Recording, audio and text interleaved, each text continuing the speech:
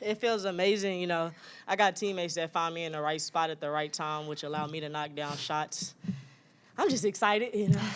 We got the win too, so no better feeling. Did you know it on the three-pointer? Did you know when you got it? No, I didn't know. I didn't know until Coach Nicki, when she pulled me out, she told me. I was like, oh, snap, like, it's kind of cool. Coming into the game, this is in the back of your mind, how close you were to that milestone? No, I didn't know at all, actually. Like, I literally found out once I got subbed out afterwards. I was like, dang, like, I'm like, it came kind of quick, playing in the last 2 years. It came kind of quick, honestly. Madison, obviously a good season-opening victory. I mean, just what does it mean to start out strong, especially coming off the exhibition week too? Yeah, I feel like it's just really good energy for us. Coach Nicki said how we want to play the whole season is how we need to start right now. And I think that's what we did. I think we started like a little like we were back and forth, but I think coming together and moving the ball, we finally found what we needed during that game. So you mentioned your teammates finding you, but you were also finding them. I guess how much more of a focus is that for you this year? I mean, I've always loved the pass and get my teammates involved. I think, when you have a team that runs the floor like we do, our guards, our posts, the way they run the floor, I'm going to reward them, even if I got to thread the needle. It's a blessing to have people that can finish, and, that makes you more confident when you make that pass because you know they're going to finish. But it's a blessing to have the depth like that to be able to finish like that. Madison, you looked much more comfortable in this game than you did.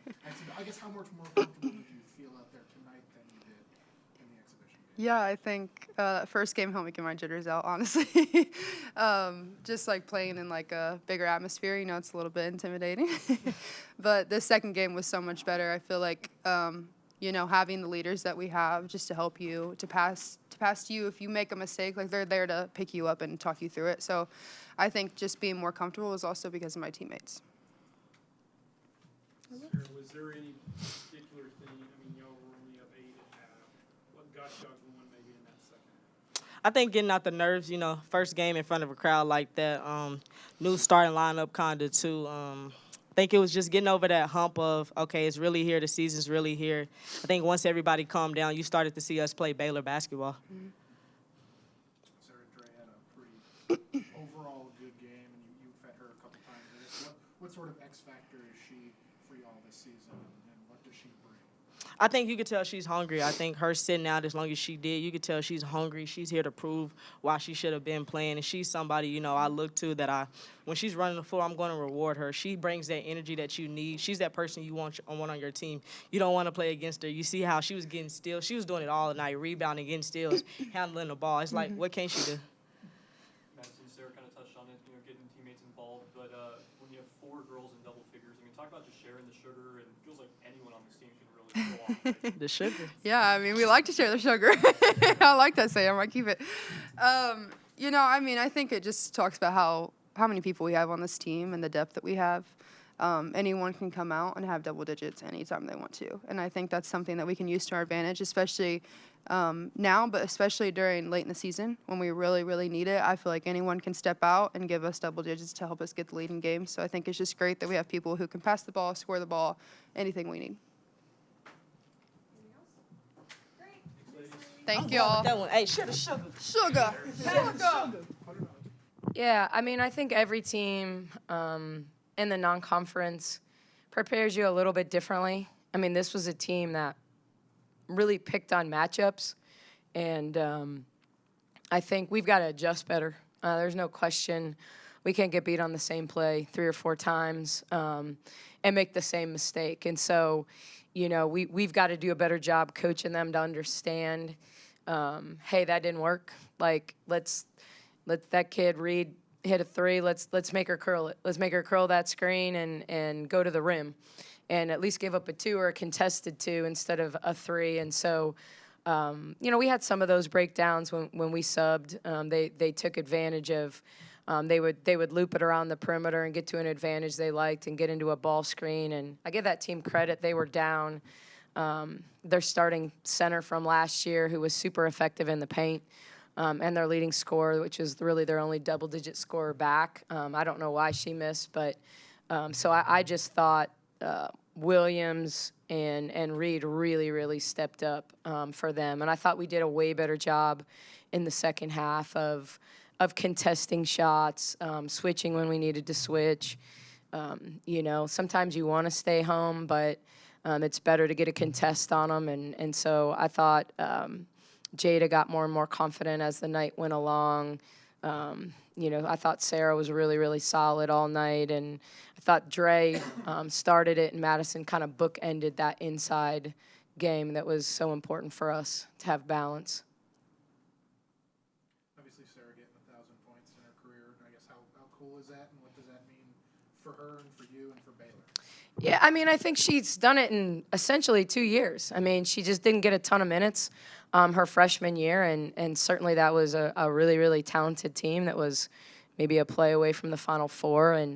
And so, to really get it done in 2 years in one game says a lot about her offensive skill set, doing it whether it was alongside Alyssa Smith or last year taking a load.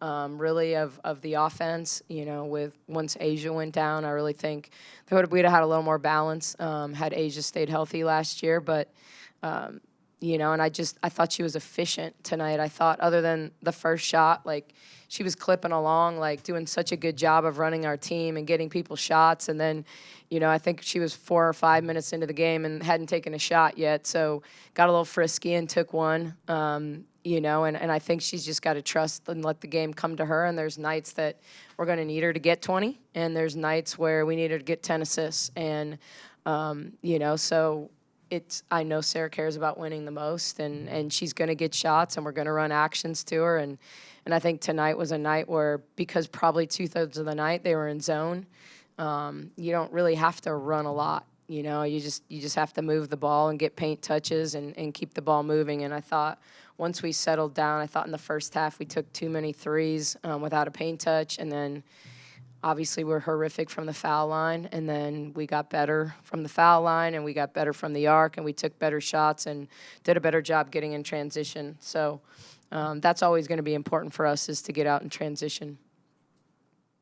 What's your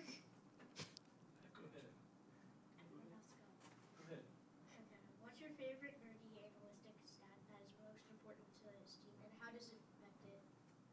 Okay, well, now the nerd in me is going to come out. But the most important analytic stat for us is paint touches, okay? So doesn't matter whether it's a paint touch off the dribble, a paint touch off the pass, a post-up. At halftime, we shot 62% with a paint touch. We shot 20% without a paint touch. So, we turn the basketball over more when we don't get a paint touch. The numbers never lie. They want us. I think sometimes the players, it's hard to turn down open shots, and I get that, especially with players that are capable of making them. But over time, it's the most consistent stat we've got. We don't shoot the ball that well when we just throw it ahead and fire it up from three. We shoot it well when, in the third quarter, Jada's playing downhill to her left hand, and she touches a piece of the paint and kicks it out to Sarah in the corner, and she hits a three.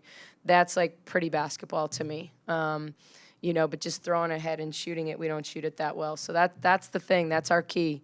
I'm going to tell them at every timeout. I'm going to tell them at halftime. It's just the most important thing for us. Nicki, you talked about Reed, and she only got 3 shots in the second half, 3 points. Was there anything you did differently, or was it just? We didn't go under the screen anymore. We did it the first possession of the third quarter, and I made a substitution. And the beauty of video on the bench now, we're allowed to have that. Bugs could see it, and then we went right back to her. Bugs is so important to us, but we had made that same mistake over and over again, and sometimes it takes seeing it to really understand it. We switched it out a little bit too. But we just stayed home on the little horns, pitch, screen, and it was something we had talked about, but you never know, you're guessing at what a team has in at this point, when you play them the first game of the year. You're watching film. You watch film a little bit from the end of the season, but I tended to look at the film against Oregon, who plays a little bit like us. You look at the film against Texas. You look at the film against Iowa State. What did they do in those games, and what did they have in? So we had worked on a lot of their horns actions And I told them sometimes they just throw it around the perimeter and run around in a circle. And I don't mean this in a bad way, but they get you moving, and then they get whoever they want into the high ball screen, and they'll just call it out, who they want, and they'll do it to take advantage of a mismatch or bad ball screen coverage. And so, they did a pretty good job of that. I thought our contests were a lot better as the game went along. Dre put up 20 points tonight. Where do you expect her to go for the rest of the season? Where do you want to see her improve, and what's the main role you see her playing? 9 for 10 is solid every game to me. Yeah, I'd be real happy with 9 for 10. I love her rim running. I think that's something that's going to be consistent. She's probably going to play more than 19 minutes in most games. I think she's someone that's starting to read our actions, when to hand it off, when to keep it. She does such a good job of creating angles to finish. She obviously finished some tougher shots tonight. I mean, she does a good job of using her shoulder and getting leverage and playing kind of through and around contact and understanding that. We're going to need her to make that three. We need her to make a 3 a game, I think. There's going to be games that, she's going to get 3 or 4 of them, and we need her to go 1 for 3. I mean, I think she's capable of having a 3 for 4 type game too. But really getting her feet set and being ready to kind of make those shots in the trail, in a pick and pop setting, the kind of 3 Madison made, that she's more than capable of making at the top of the key. But I just think Dre needs to be someone that goes and gets 2 or 3 assists a night. I mean, we're going to put the ball in her hands and let her be a decision maker at times. And so she kind of fills that role a little bit that Caitlin Bickle had last year, to make some reads against the zone, to make some reads in our man. And so just balancing. I mean, the difference between her and Caitlin was just an unbelievable passer, high IQ. And I think Dre's got some of the same strengths, but she's got more of a scoring mentality than Caitlin did, and she certainly doesn't want to take any charges. So we need Caitlin to kind of send her some messages about that, because I think that's something right now. Dre's not going to block a lot of shots at the rim, so she needs to wall up against hers, but she's got to rotate and take some charges. Nicki, y'all had 4 girls in double figures. I mean, just talk about sharing the sugar. And does that kind of show that really anyone on this team is capable of having a good night? Yeah, I mean, I think we saw Yaya kind of go off in the exhibition game. I think she's capable. She's always going to be better against man than she is against zone, I think. Like, it's just she's going to have to learn to read her space against the zone and when to be ready to shoot it, not creep in, and, just to move the ball and trust that it'll come back. But I thought Madison, we stat practices. Madison shoots almost 80%. I mean, there are people that are tougher for her to score against than others, and so there's going to be nights where it's not that easy for her, but she also does a good job leveraging, when she can get the ball in her right hand and score over her left shoulder, and she does a good job of setting her moves up. But she can also shoot the 3, so just got to help build her confidence defensively. It's the OVC is a little bit different than the Big 12 and the matchups we have, so really being forced to move her feet. I think she's not that uncomfortable against big kids, but when she gets on the perimeter, and we're switching actions and stuff like that, she's not real comfortable. You can tell right now with that. So just really trusting kind of her positioning and footwork and making people score over and not just letting them go by her.